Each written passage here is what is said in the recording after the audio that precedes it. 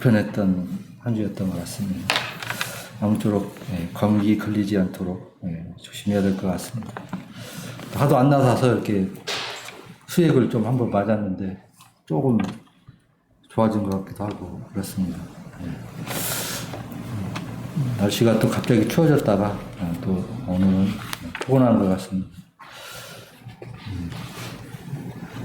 오늘은 로마서 계속 이렇게 살펴봤는데요.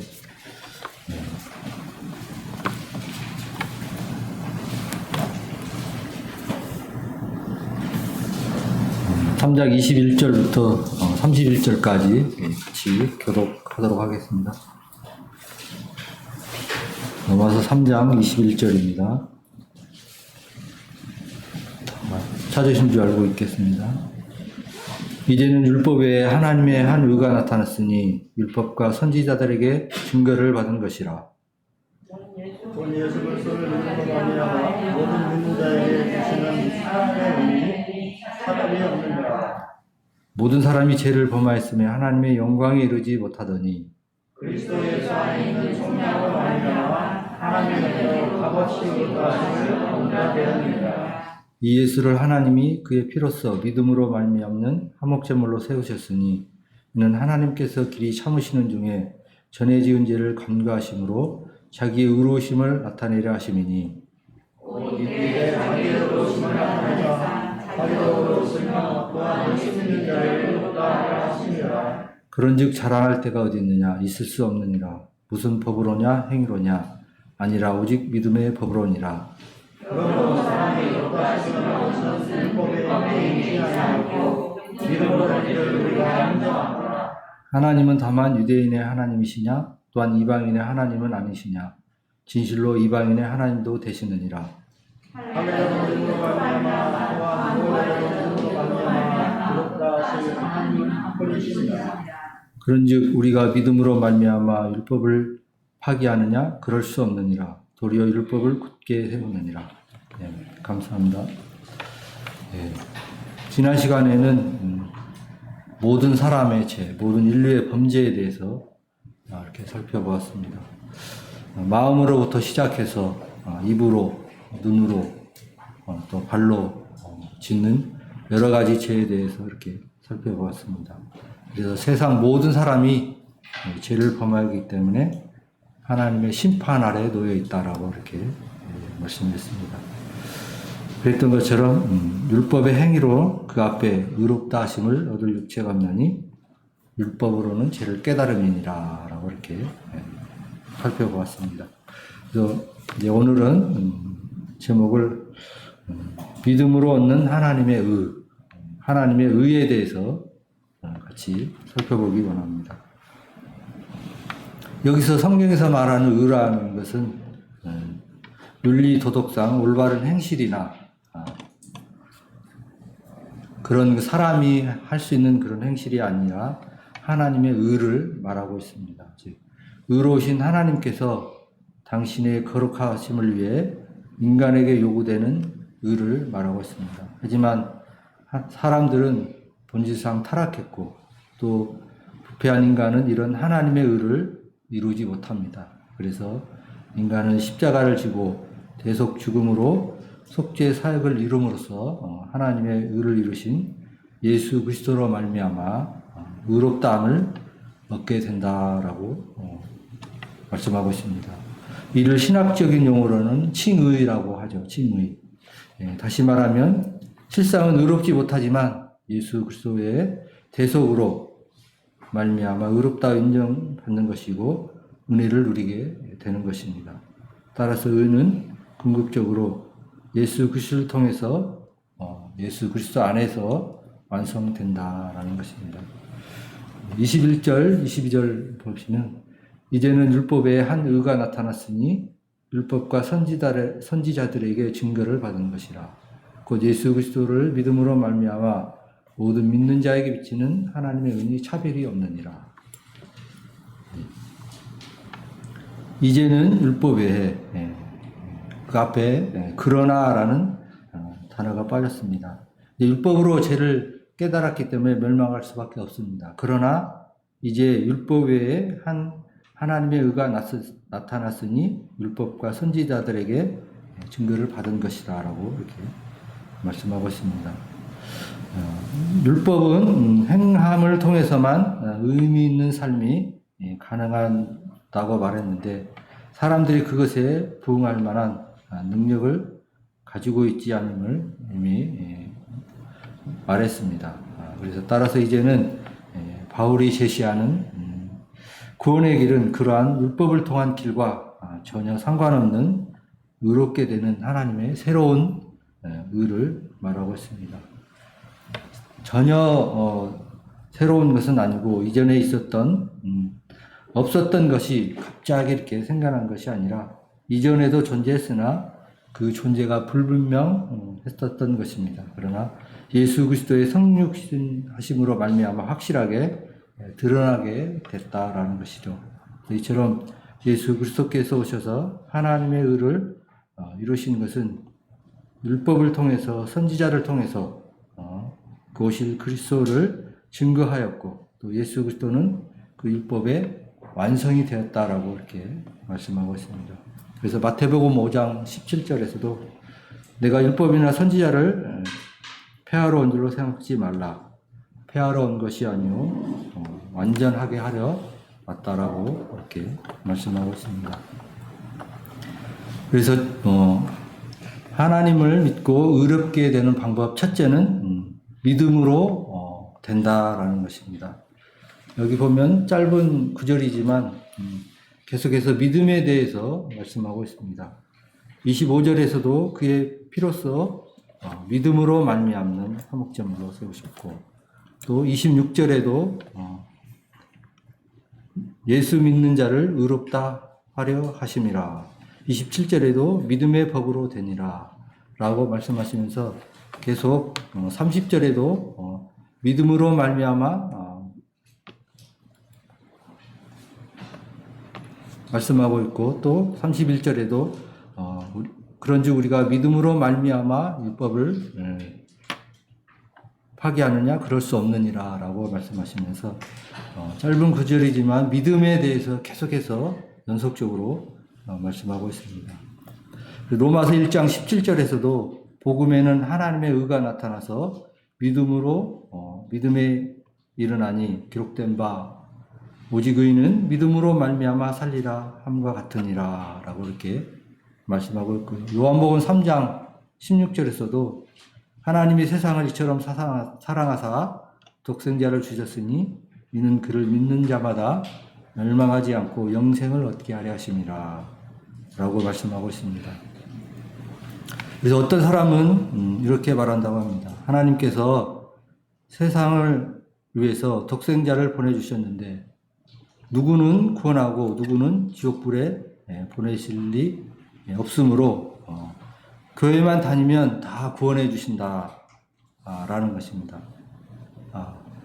정말 그럴까요? 그렇지 않다는 것을 우리가 알고 있습니다. 3장 16절은 저를 믿는 자마다 멸망치 않고 영생을 얻게 하려 하심이라고 했던 것처럼 하나님께서 전 인류를 위해서 독생자를 내어주신 것은 틀림없는 사실입니다. 그러나 무조건 다 구원해 주신 것이 아니라 믿는 자만 구원해 주신다라는 것이죠. 그래서 하나님께서 구주로 세우신 예수 그리스도를 믿어야 한다라는 것이죠. 그래서 사도행전 4장 12절에서도 다른 이로서는 구원을 받을 수 없나니 천하 사람 중에 구원을 받을 만한 다른 이름을 우리에게 주신 일이 없음이라 하였더라 라고 말씀하고 있습니다. 우리가 사는 세상은 차이가 있습니다. 그러나 믿음으로 구원받는 데는 차별이 없다라는 것이죠. 이 세상은 신분의 차이가 있고 또 계급의 차이가 있고 사장과 종업원의 차이가 있지만 믿음으로 구원받는 데는 신분의 차이가 없고 남녀 구분의 차이가 없다라는 것입니다. 그래서 하나님의 의를 이루는 첫 번째는 믿음으로 된다라는 것이고 두 번째는 예수 그리스도 안에 있는 성령으로 말미암아 구원받을 수 있다라는 것이죠. 23절에 보면 모든 사람이 죄를 범하였으며 하나님의 영광에 이르지 못하더니 그리스도 예수 안에는 성령으로 말미암아 하나님의 은혜로 값없이 의롭다함을 얻는다라고 이렇게 말씀하고 있습니다. 모든 사람이 죄를 범하였으면 하나님의 영광에 이르지 못한다고 말씀하고 있습니다. 영광은 빛나는 영예를 말하고 있습니다. 인간이 감당할 수 없는 초월한 빛을 말하고 있죠. 그래서 하나님의 임재나 긍휼, 하나님의 완전하심을 찬양하며 높여드리는 행위를 영광이라고 말씀하고 있습니다. 하나님의 영광에 이르지 못한 자들이었으나 그리스도 예수 안에 있는 성령으로 말미암아 하나님의 은혜로 값없이 의롭다 하심을 얻은 자 되었느니라. 속량이라는 단어는 상업적인 용어죠. 그래서 값을 치르고 구원해 내는 행위를 말씀하고 있습니다. 구약에서는 형제가 저당 잡힌 땅을 가까운 친족이 다시 되찾아주는 그런 것이 있습니다. 룻기에 보면 그런 예가 나오죠. 그래서 되찾아주는 예가 있고 채무로 종이 된 형제를 값을 치르고 해방시키는 일을 의미하고 있습니다. 그러나 신약에서는 십자가를 지사 인류의 모든 죄를 용서하시고 구원을 베푸신 예수 그리스도의 구원의 행위를 말씀하고 있습니다.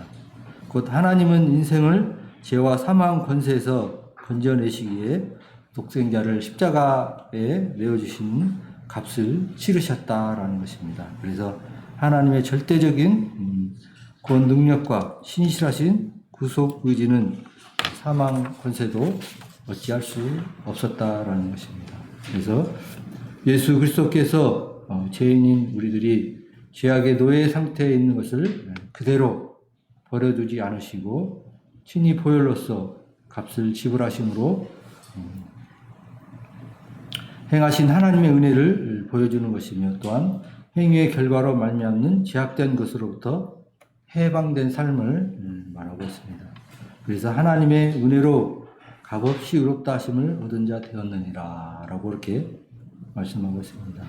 은혜는 잘 아시는 것처럼 하나님의 베푸시는 값없는 선물을 말씀하고 있습니다.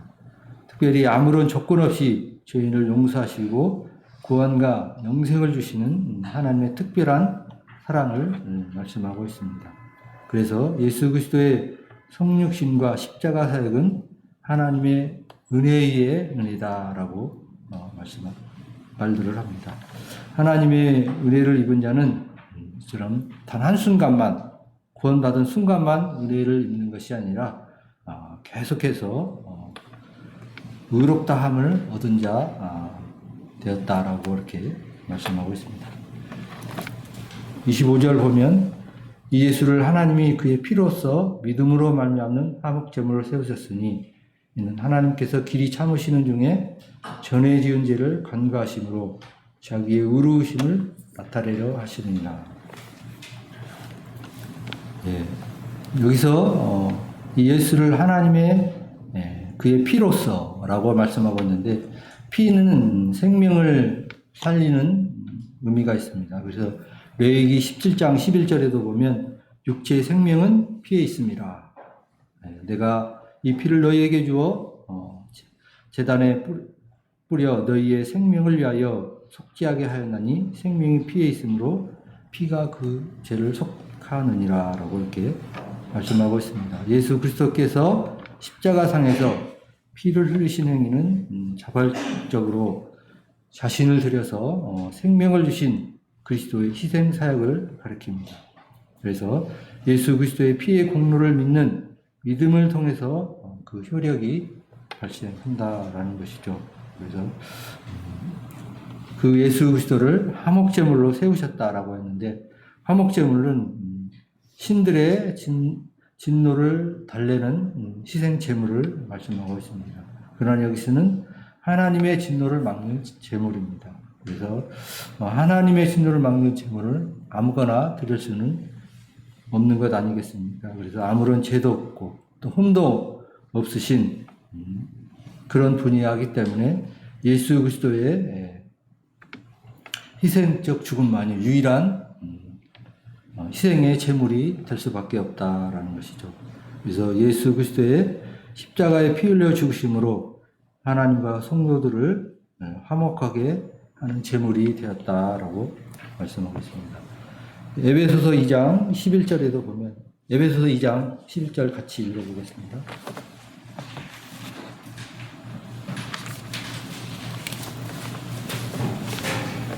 에베소서 2장 11절로 13절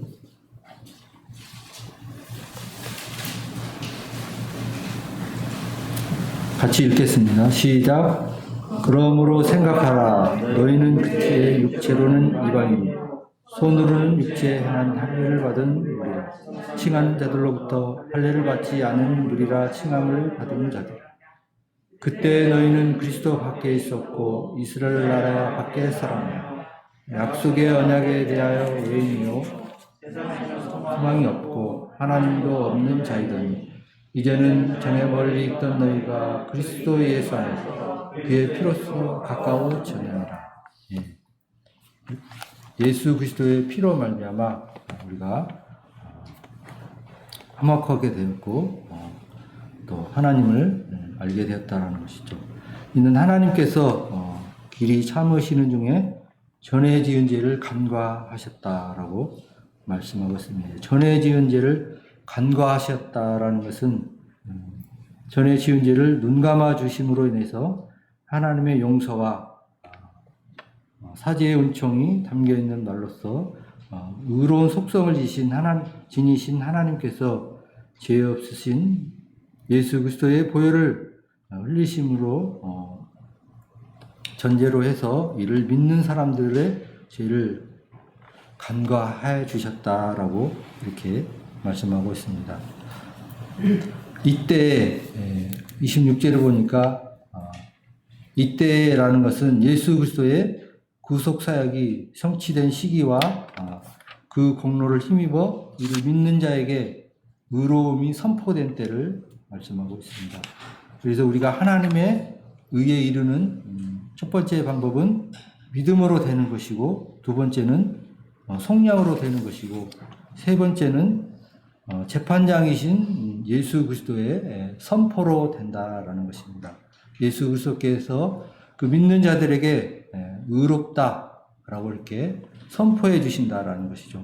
법원에서 재판장이 무죄라고 선포해 주신 것처럼 하나님의 아들 예수 그리스도께서 우리에게 의롭다라고 이렇게 재판장이 선고해 주시는 것처럼 선고해 주시는 것이라는 것입니다.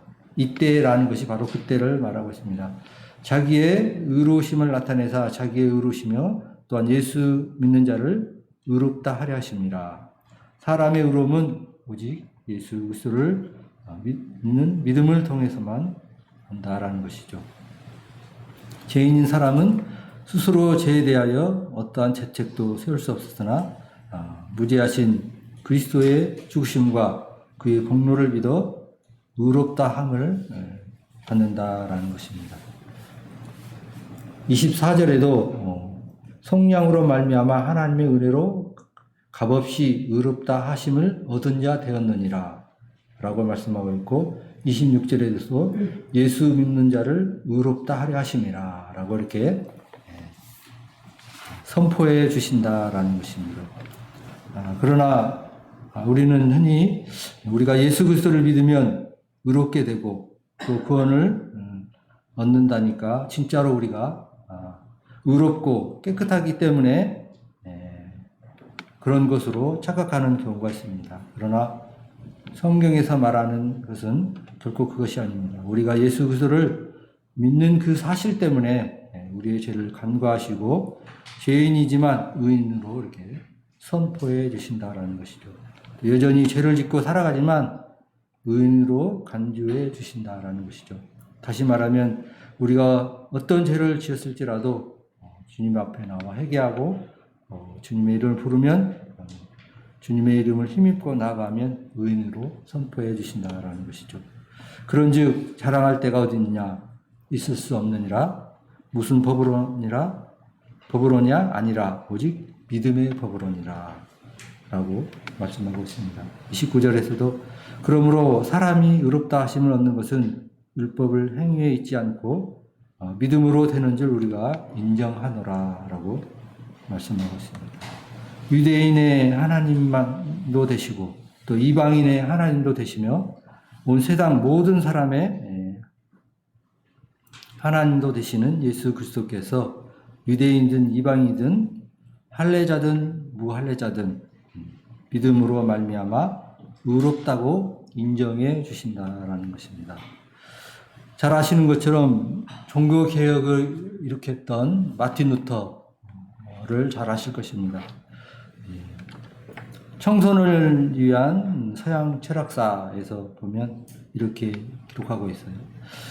고인물은 썩기 마련이고 절대 권력은 절대 부패할 수밖에 없다. 다시 말하면 기독교가 중세 사회의 중심에 놓여 막강한 권력을 휘두르게 되었는데 이때 교회가 썩고 성직자들이 부패하기 시작했다는 것입니다. 그래서 이미 교회의 폐단을 인식하고 있던 일반 대중들은 형식적인 거칠애로 운영되는 교회나 이론에 치우친 신학에 만족할 수 없었습니다. 또한 무소불위의 권력을 휘두르는 교황청에 대해서도 불만의 눈초리를 보내기 시작했습니다. 즉 교회의 개혁이 필요하는 데에 대해서는 모두가 공감하고 있었던 셈입니다. 그러나 속으로만 끓고 있을 뿐 누구 한 사람 앞장서는 사람이 없었습니다. 다시 말하면 고양이 목에 누가 방어를 다느냐 하는 것이 문제였다라는 것이죠. 그래서 당시 교회 권력에 맞선다는 것은 바로 죽음을 의미하기 때문입니다. 그런데 이때 분연히 일어난 사람이 있었으니 그가 바로 독일의 사제 마틴 루터였습니다.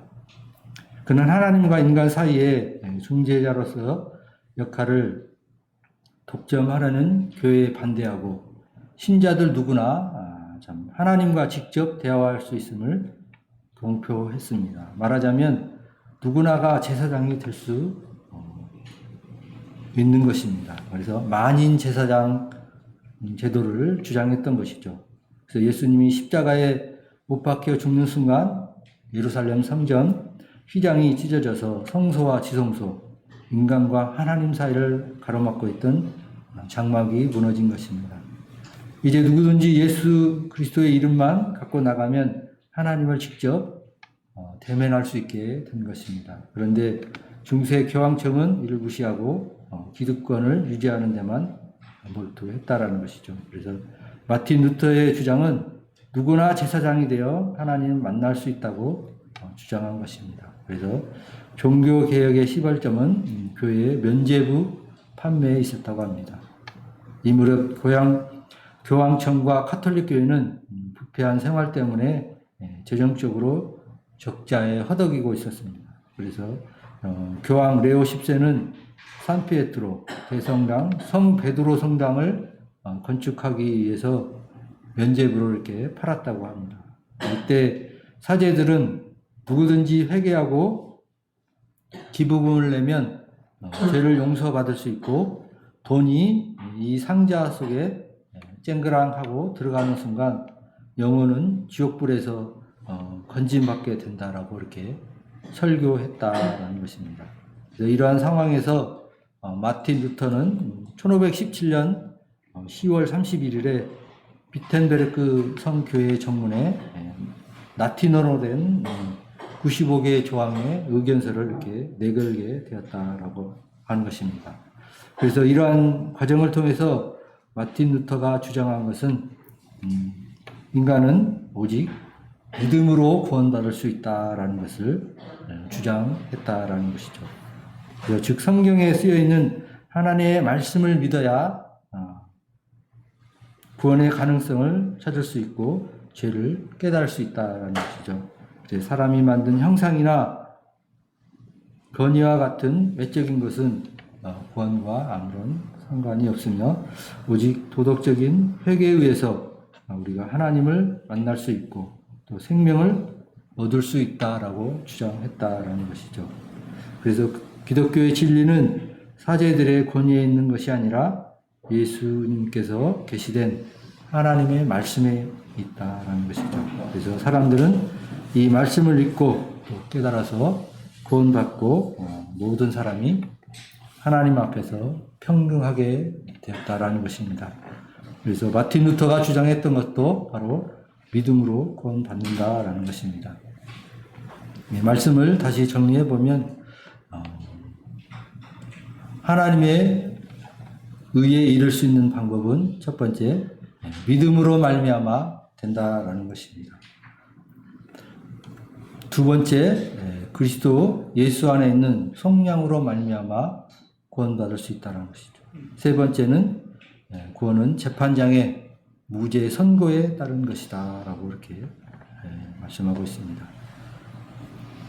이처럼 우리가 받은 구원이 참 하나님께서 우리를 참 긍휼히 여겨주시고 또 예수 그리스도를 믿는 믿음을 통해서 의롭다라고 이렇게 선포해 주심으로 말미암아 우리가 의인으로 또 살아갈 수 있는 은혜를 받은 것을 감사하며 살아가는 우리 모두가 되었으면 좋겠습니다.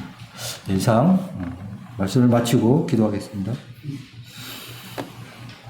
거룩하신 아버지 하나님 참 감사합니다. 오늘 참 하나님의 의에 이룰 수 있는 방법을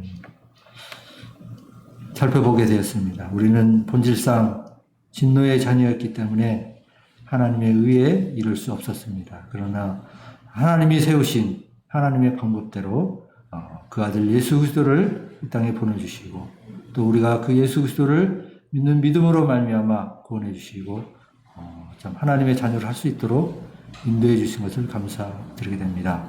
우리의 생각이나 우리의 방법이 아닌 오직 예수 그리스도를 믿는 믿음으로 구원해 주신 것을 다시 한번 감사드리올 때 이 모든 것 우리 주 예수 그리스도 이름으로 감사하며 기도드리겠습니다. 아멘. 감사합니다.